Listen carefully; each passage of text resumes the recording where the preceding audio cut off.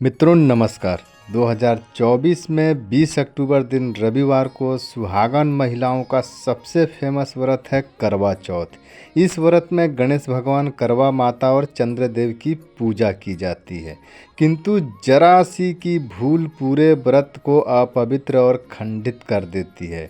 मित्रों, सभी घरों में कंघी और क्रीम होता ही है, किंतु यही कंघी और चेहरे पे लगाने वाला क्रीम कैसे व्रत को भ्रष्ट कर देता है, आज हम आपको इस वीडियो में बताने वाले हैं। मित्रों, करवा चौथ सुहागनों का व्रत है और इस व्रत में पत्नी अपने पति की लंबी आयु के लिए निर्जल रहकर शुद्ध व पवित्र होकर व्रत करती है, किंतु उस भोली पत्नी को यह जरा भी पता नहीं है कि उसके व्रत को खंडित करने के लिए उसी के घर में उसकी सौतन कंघी बैठी हुई है। यह ऐसी कंघी है जिसे सिर में लगाते ही पूरा शरीर अपवित्र हो जाता है, और जब शरीर ही अपवित्र हो जाए तो पूजा पाठ कहाँ से सफल होगा। ऐसी स्थिति में उस भोली पत्नी का व्रत अपूर्ण रह जाता है, यानी उसको पूजा का पूरा फल नहीं मिल पाता है।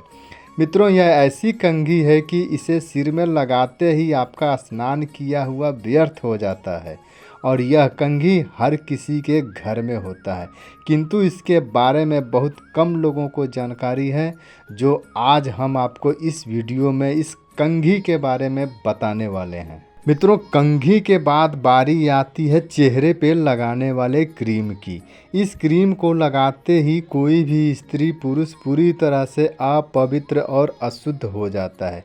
ऐसी स्थिति में जब वह कोई भी व्रत पूजा पाठ करता है तो उसे उसका पूजा पाठ का पूरा फल नहीं मिल पाता है।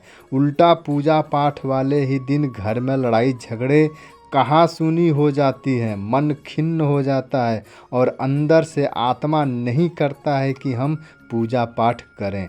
अगर उपवास वाला पूजा पाठ हुआ तो उस दिन जल्दी जल्दी भूख लगती है, बार बार खाने को मन करता है। व्रत करने वाला इन सब के पीछे के कारण को नहीं जान पाते हैं और भगवान को दोष देने लगते हैं।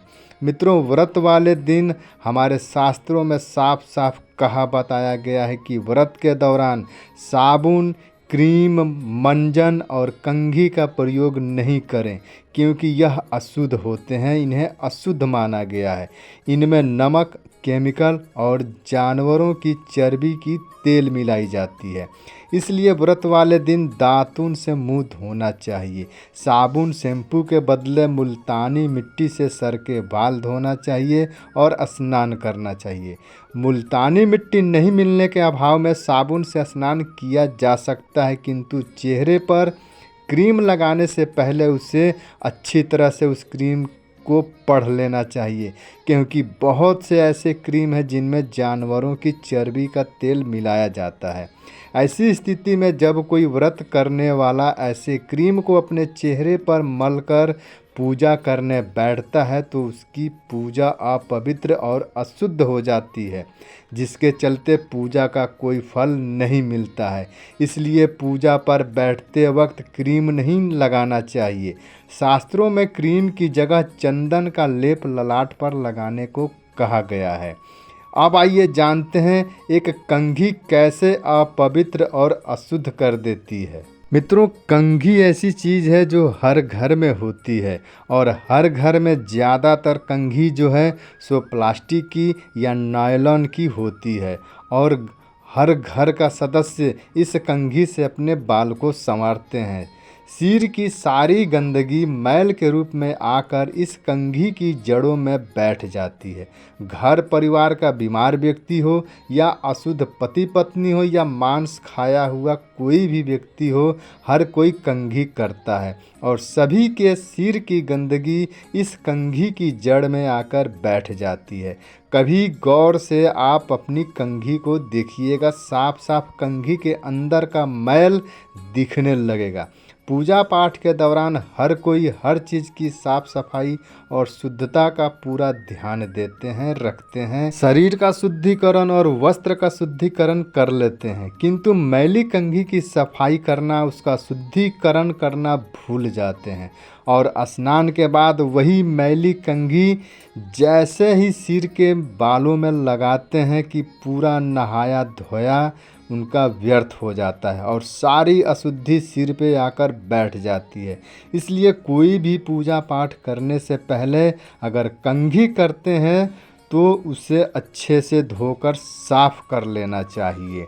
ऐसा माना जाता है कि एक स्त्री जब तक अपने सिर के बाल नहीं धोती है तब तक उसे अशुद्ध माना जाता है। सिर के बाल धोने के बाद ही एक स्त्री पूजा पाठ करने योग्य होती है।